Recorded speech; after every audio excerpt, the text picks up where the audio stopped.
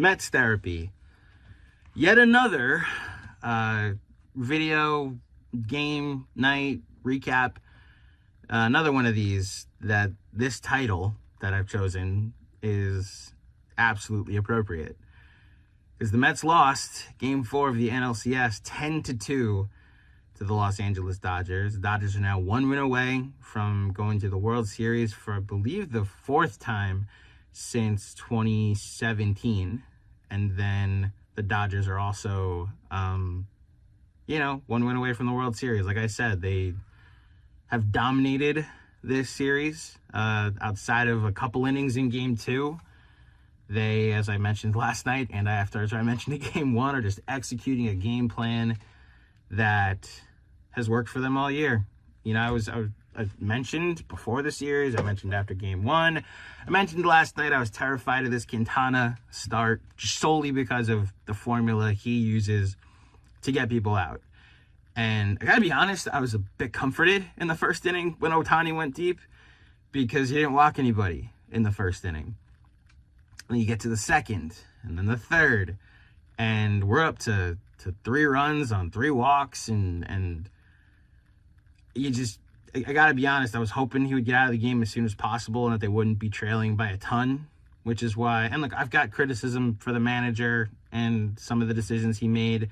When you lose 10-2, I can't fully blame the manager. Part of it is your best players not executing or performing. Part of it is their and best players, and some of them not even the best players, the Tommy Edmonds of the world, performing in ways that you're just really not going to be able to overcome when you're getting, a bunch of hits from them as well. But I was hoping you'd get Quintana out as soon as possible. And he sent them out there down 3-2 for the 4th inning. And that, I thought, was a real turning point. Having said that, look, Carlos Mendoza, I'm happy he's the manager of the Mets. I think he's going to be the manager of the Mets when they eventually win the World Series. And I think it's going to happen in the next few years. I'm that confident in the process and who he's eventually going to become as a manager in this sport. The reality is he's a rookie, and this is his first trip to the NLCS. And the Mets followed a strategy and a formula for 10 days from that Game 161 in Atlanta to Game 4 against the Phillies. And the strategy was keep it close, and maybe we'll get some magic at the end of the game. Maybe we'll keep it close and be able to take advantage of a really good bullpen. And boy, did they. And I'm not eulogizing this season because this team has earned that I wait until they're actually eliminated before giving up on them. But they have given us memories we're never going to forget. The problem, or really more so the reality, again, in this series, is that strategy against a Dodgers team that you're not really finding holes in their lineup, their bullpen is just significantly better than any bullpen they've faced so far.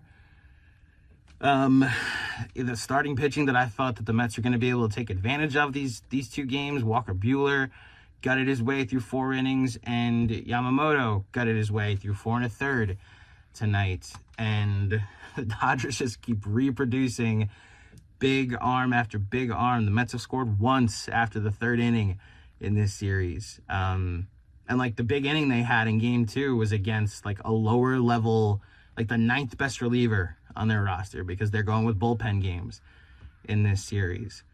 The Dodgers are 1 through 9, getting contributions. Really not 1 through 9, obviously, but Max Muncy, they finally got him out. It was oh my gosh, he finally got out. Got on base 12 straight times. Tommy Edman getting some big hits. Mookie Betts finally waking up and getting 4 hits tonight. Ohtani hits the home run and then walks 3 times. 31 walks. Jesus.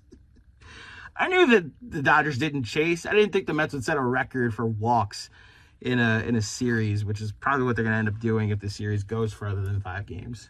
So the Dodgers' best performers or biggest players, biggest stars, and then some, have showed up in this series. And as much as I want to say, Mendoza should have started Jesse Winker, which I think he should have. Mendoza should have started McNeil, over Iglesias, which I think he should. Should have DH'd Nimmo so he's not playing the outfield, which he should. I'm not going to sit here and be like, it's why they're losing this series. These are not, the games just haven't been close enough for me to go to these marginal decisions. They're getting dominated by a team that's playing better right now. You just got to give the Dodgers that credit. And it's tough to do. And it's also the one emotion I haven't seen a lot of from Met fans. It is out there, and I think that's part of the frustration. You know, and like just to talk through some of the emotions that I've been seeing from Mets fans. Like there's that one. There's like 4 of them. There's that one. The Dodgers are better and it sucks. There's the I'm not quitting on my team and how dare you quit on your team and I'm judging you for quitting on your team even though the evidence is showing that they're being dominated by the Dodgers and you suck. There's the I went into this not quitting on my team and they're not performing despite me not quitting on them and they suck. And then there's this other version of a Mets fan that's like, I quit earlier. I quit after game 1. Like, I'm not watching my team get dominated. You suck for continuing to believe how this series is going to go because I know what's waiting for me because of the Mets PTSD that exists. So I'm going to get out ahead of it and at least be right. And I think all of them are valid. When you're emoting, sometimes sports emotions are not rational. They're not meant to be. You know, I think that's the beauty of sports. The distraction that they provide for us, they allow us to go through the gambit of emotions. And you pick one, maybe you bounce around different emotions, especially when your team's about to lose at the end of a season and not be the one that has the trophy at the end. Like I said, I am not eulogizing this season yet. This team has earned that I wait until the Dodgers have won a 4th game. What I will ask in response is that they don't lose tomorrow, is that they don't lose at Citi Field. So the Mets were eliminated at home in 2022. They were eliminated at home in 2016, 2015, 2006, and 2000. So the last 5 times they've made the playoffs, they've been eliminated at home. If you want to add 2 more to the list, in 2007 and 2008, they were eliminated on the last day of the regular season from playoff contention, both of which were at Shea Stadium, one of which was the last ever game at Shea Stadium.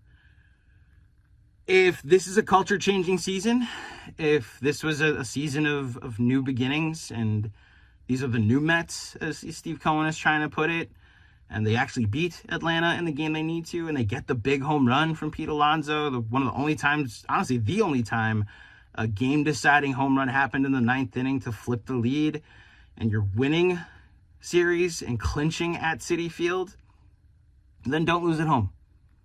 That's all I ask. Don't lose at home.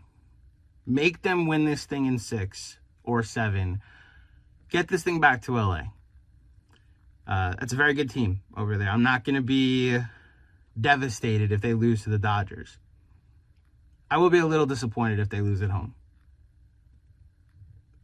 But I'm trusting that this team that I posed may have run out of magic last night, that they have a little bit more left to at least give us one more day of baseball. So that's all I got. There's really not much to say about a 10-2 loss. You got your ass kicked. Go down fighting tomorrow and get this thing back to LA. And let's see what happens. All right, that's all I got. Let's go Mets.